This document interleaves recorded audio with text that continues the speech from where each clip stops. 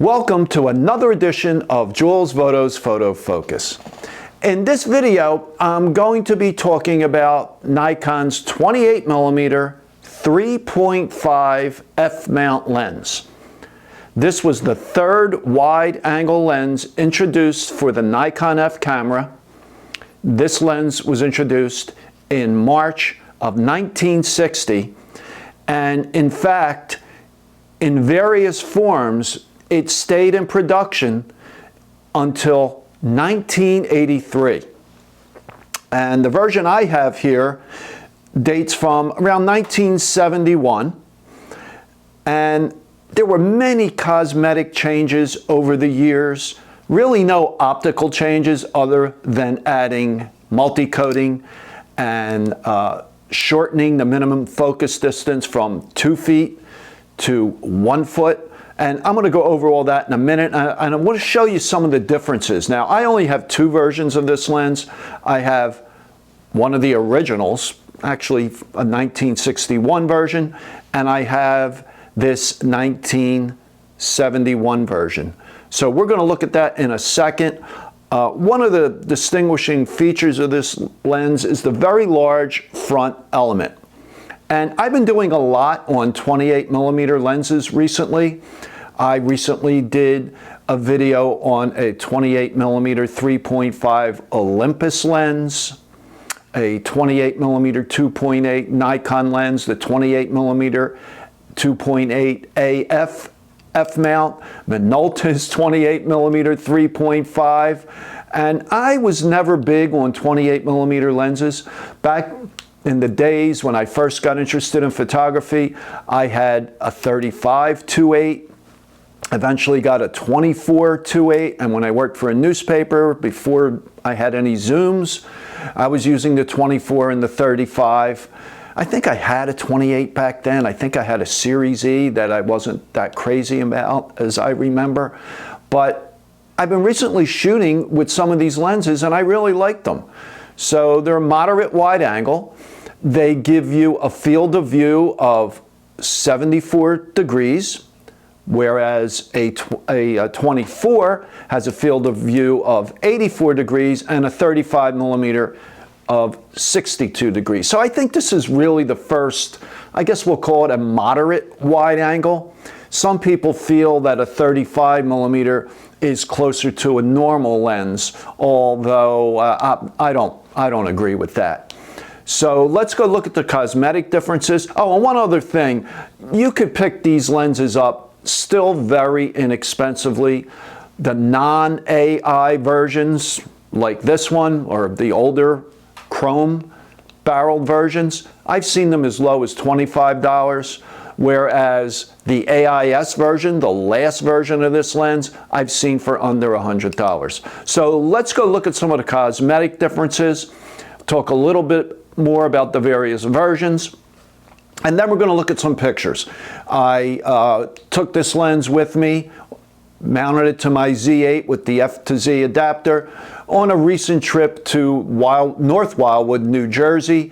And my son and I took a walk on the boardwalk early one morning, and you're going to see those pictures, and I'll explain a little bit more about the optical quality of this lens. So let's go look at the cosmetics. Okay, so here is the 28 3.5. This is a version that dates from around 1971. Okay, but I just want to start with an older version. And let me just bring this one in here. Let's just move this baby over. Okay, so this one on the left here, you will notice a cosmetic difference. You notice that the barrel is chrome, whereas the 1971 version, it is black. Actually, they went to the black barrel in 1968. But let me just talk a little bit about the original version. The original version actually came out in 1960, but there wasn't much change between 60 and this version in 61. You will notice it's marked here in centimeters, 2.8 centimeters, where the later version is marked in millimeters. That was common with Nikon. Their original lenses, a lot of them were marked in centimeters. Both of them, all of them actually, the entire range of 28 3.5s were 6 elements in 6 groups. They all took 52mm filters. The lenses manufactured from 1960 until 1975 had 5-bladed apertures. In 1975, they went to 7-bladed apertures. The minimum focus on the versions from 1960 until 1975 was 2 feet. I don't want to try to block this here. Let me show you here. 2 feet. Okay. Another thing, another little difference here, if we remove the rear cap, you will see that the 1961 version had no screws on the bayonet lens mount, whereas the later versions had screws. Not sure when exactly they went over to that. Of course, that's not that important unless you're going to try to repair the lens. Okay, let's get these caps back on. Okay, another difference, and this is one that is very important to me, is the aperture ring, the aperture setting ring. You will notice they go from 3.5 to 16. Okay, but look at the ring. Okay, this is the earlier version. Okay, it's what they call milled.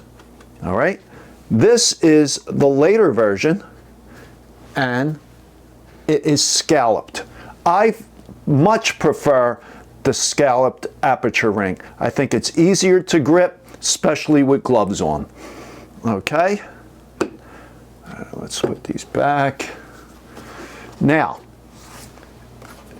in 1973, they went to multi-coating, okay, and that lens would be marked Nikon HC. So if it says HC, you know it's a multi-coated lens. By the way, these all versions took Nikon's HN2 lens hood. Let me get that in there better so you could see it. It's a screw-in lens hood marked HN2. That's for all the 28mm lenses, all the 28mm 3.5 lenses, also the 28mm 2.8s as well. Also, you will notice this lens on the barrel is marked Nippon Kokaku, where this version, it's marked Nikon. Okay, and that changed in 1971. They went to Nikon. Also, some of these original versions, you will notice this lens is only marked in feet. Some were only marked in meters. I assume the lenses made for overseas, whereas the ones made for sale in the US were marked in feet. And then the later versions are marked in both feet and meters. Okay, so I said in 1973 they went to multi-coating. In 1975, they changed a little bit and they went to what's called a K version. Now, I do not have a K version of the 28. However, I do have a K version of the 50mm f2, and the cosmetics are the same. So it went to a rubberized focus ring. Of course, they're multi-coated because that started in 73. It also then went from 3.5 to 22. Now, again, this is the 50. It goes to 16, but the 3.5 went to f22, focused to 1 foot, as I said earlier. Also went to 7-bladed aperture and what they call a cross-ribbed aperture setting ring that you could see here. I still prefer, this is better than the original milled aperture ring, I believe, okay, that you could see here on the original lens, but I still think the scalloped aperture ring is better. Now, if you had one of these older lenses, when they went to AI in 1977, you could have sent the lens into Nikon, and for a nominal fee, I forget what it was, maybe $15 or $20, I sent some of my lenses in for that, and they replaced the aperture ring with an AI aperture ring, which is identical to this aperture ring it is the cross-ribbed. And I still prefer the older, I should say, scalloped aperture ring.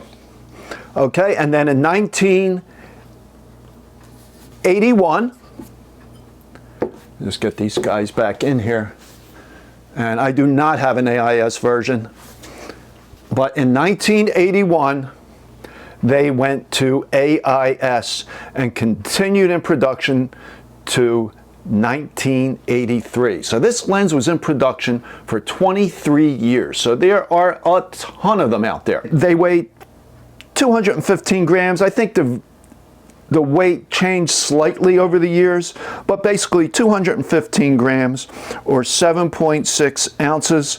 Very light, easy to carry, a nice little lens. So let's go look at some pictures. So these are the pictures I shot in a walk with my son on the Wildwood Boardwalk with the Z8 F-to-Z adapter and this lens.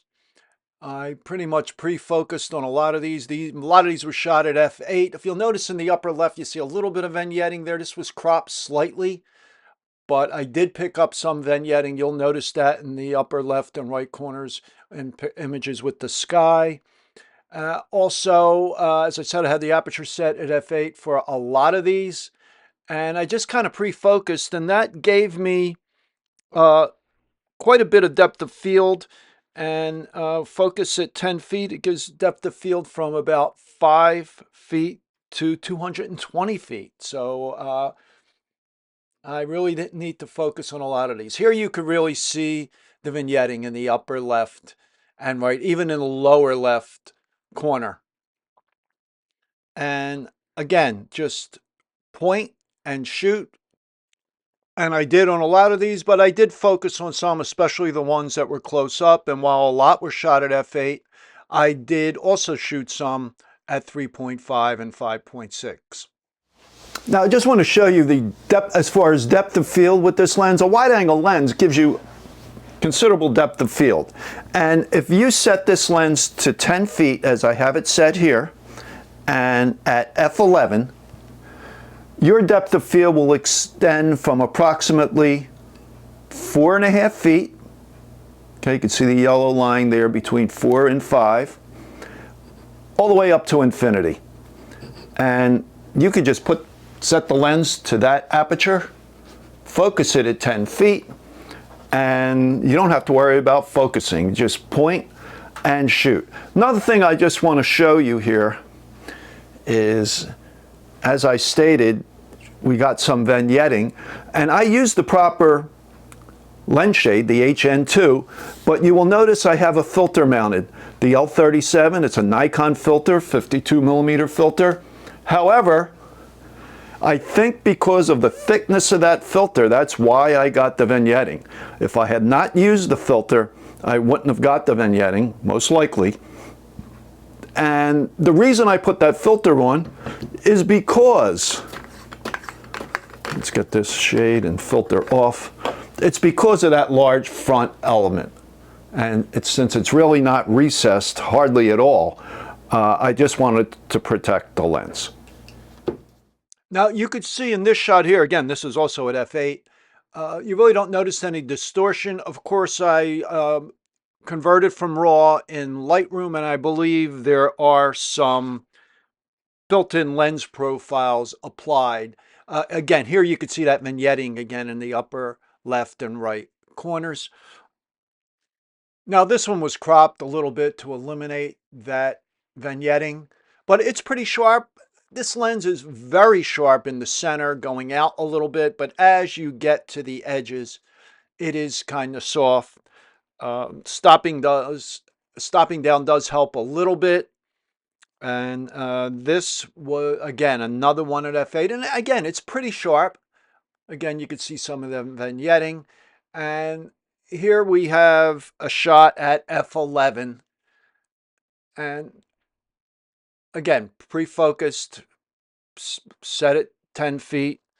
And these flowers here are at f8. And I actually focused on the flowers. And it's pretty sharp. Even this going out to the edges appears to be sharp. So it seems like at closer distances, the edge sharpness is better. Now this is at 5.6. I focused on the seat of the red bike.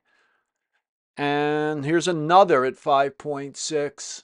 Again, focus right at the center, right at that corner. And again, sharpness extends pretty nice. And here's my son looking up at this dragon. And this is at f8. Again, we get that vignetting. So the vignetting is there on everything. But if you notice in the center, sharpness is nice. And I like the look of this lens. Some people refer to it as, vintage look, or it has some character. And I think it really does nice with skin tones. And this one of my son here was focused at 3.5 feet on his face, and the lens was wide open at 3.5, and he's pretty sharp. He's close to the center of the frame. Same thing here. I was at 3.5 for this vertical shot. Focus was on that horse in the foreground, again at 3.5. And here's another at 3.5. This was focused on the head of the horse. And I really like the rendering of this lens. The colors aren't super saturated. They're nice, and I love the contrast. And here's my son seated about 7-8 feet away, and I just think it has a nice look. Now this is at f8.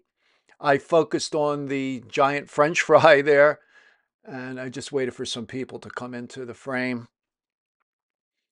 And these gentlemen I photographed these gentlemen before last year, but they seem to go out in the morning, ride their bikes, and then stop for a bite to eat. But if you will notice that, that bright sky on the left and those people in the background, they're not washed out. There's still some good contrast there, even with all that light. So the lens holds up pretty well, even though it's not multi-coated. This vertical shot is at 5.6. Again, cropped a little bit to eliminate the vignetting, but good sharpness. And here's another of my son. Now he's off to the left of the frame, but he's pretty sharp. He's not razor sharp. And this is at 5.6. I think I was at about 4 feet away. And I think I mentioned this earlier, but I just want to reiterate, from 1960 until 1975, this lens focused to 2 feet. When they went to the K version in 1975, they shortened the minimum focus distance to 1 foot. I just wanted to be clear on that. And this lens used for this review was a non-AI lens, a pre-AI lens, but you can use that on the F to Z adapter. You cannot use it on Nikon DSLRs. Okay, you will damage the camera. So that's it for this lens. I like it. I think it's a decent lens. Not as sharp as the newer 2.8 AIS, but adequately sharp and a lot less expensive. So if you like this video, please give it a thumbs up and subscribe to my channel. I publish a new video every Monday morning and Wednesday morning at 11 a.m. Eastern Time. And if you have any questions or comments, please leave them in the comments below. I try to respond to all questions and comments.